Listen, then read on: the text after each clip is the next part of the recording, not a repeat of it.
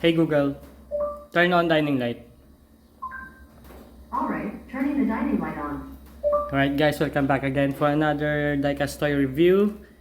At ito yung nabili natin ay galing kay Ma'am Rosemary Lacse.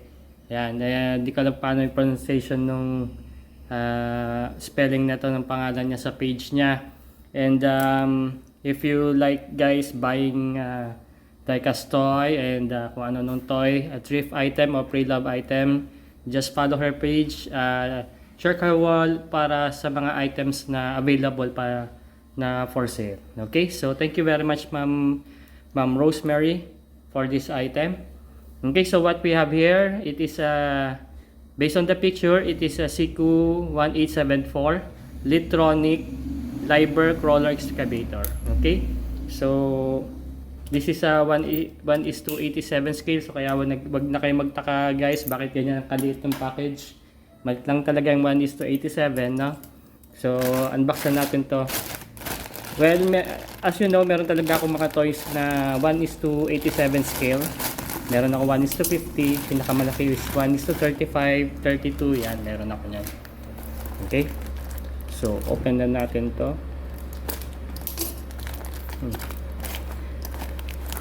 Okay, so by the way guys, yung mga 1:87 ko, itong crawler excavator, hirap ako maghanap nito ng main condition nito talaga.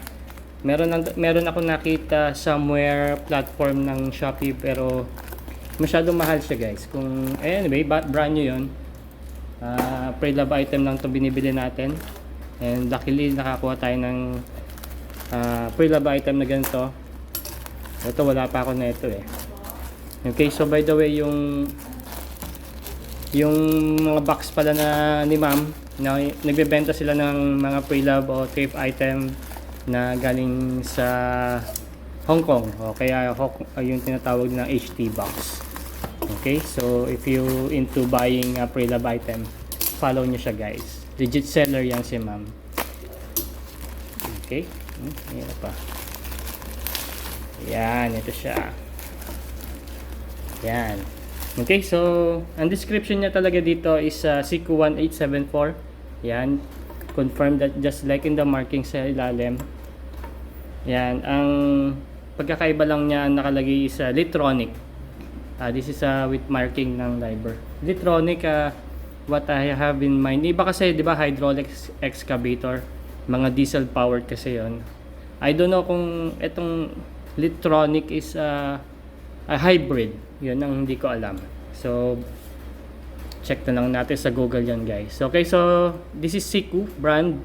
As you know, diecast metal tong yung model nila.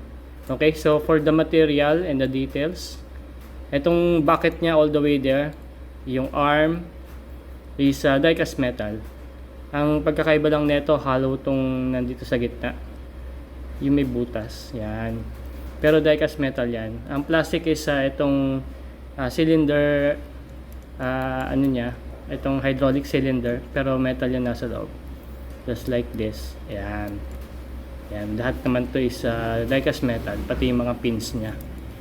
Doon sa head niya, clear acrylic yung plastic. May details din ng tawag dito, wipers, yan. Yan, kitang-kita naman yung cabin sa loob. Yan, diecast metal to guys. Yan. Yun lang window glasses saka windshield ang plastic. So sa body, lahat diecast metal.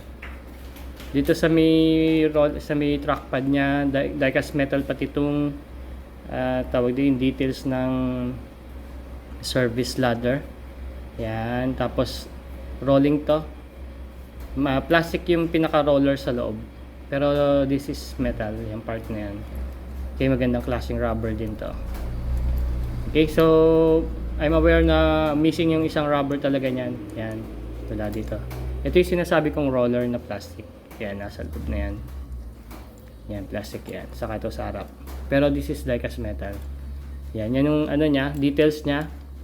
May markings ng 974 Liber. Liber din dito. 974. Litronic. Yan, yung sinasabi kong Litronic.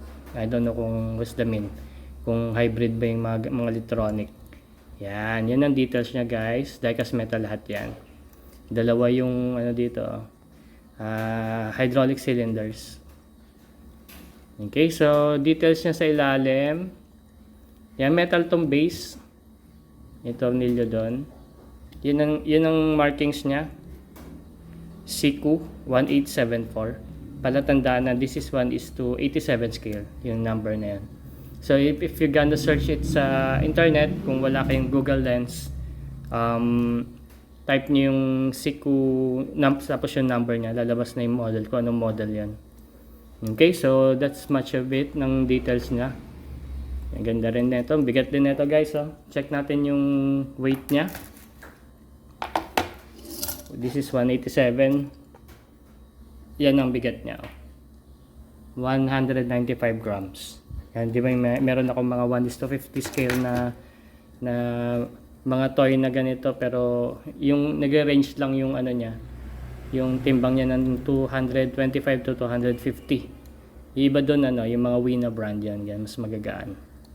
Yan. Okay, so meron palang color variation nito, nakita natin sa internet, and color niya is blue. Ang di lang malinaw sa akin kung ito rin siya, kung 974. Yan, just like in the picture. And may nakuha na tayo ng ganyang model. May na-secure na tayong ganyang model kay Sir Vincent Ramos. Shoutout sa iyo, sir. Yan, nasa kanya pa hindi. Hinihintay pa natin yung shipping niya dahil meron pa tayong mga item na hinihintay sa kanya. Okay, so gagawin na lang natin ng separate toy review yun kapag dumating. Okay, for the size comparison, ito may die-cast toy review na ako nito. This is a Liber Digger Crawler Excavator. Yan, magkaka-size yung mga yan. Magkaka-model kasi sila. Teka, yan. Yan, ito lang crawler ko na 1:87, plastic tong boom niya. Pero yung model na ganito na 1:50, metal na ganito niya. Yan, okay, so that's much of it. Yan, yan ang magkakasama, magkaka-line. Yan. Okay, so meron pa ako isa ditong isa size comparison natin, yung cut ko na Norscot 1:64 scale. Para may size comparison lang guys. Ayan siya. So yun yung size difference na 1:87, 1:64, tapos meron ako 1:50. Kaso ang 1:50 ko pa lang isa yung Wina brand Kaya hindi ko na siya sinama dito sa size comparison. Yan. Okay, so yan yung details niya guys. Yan. What do you think dito sa toy na to? If you like more of this die-cast toy review, I have a TikTok, Facebook, and YouTube account. So message nyo ako if you like threads guys. And may mga parating pa tayong toys, just stay tuned. I'll see you on next video and goodbye.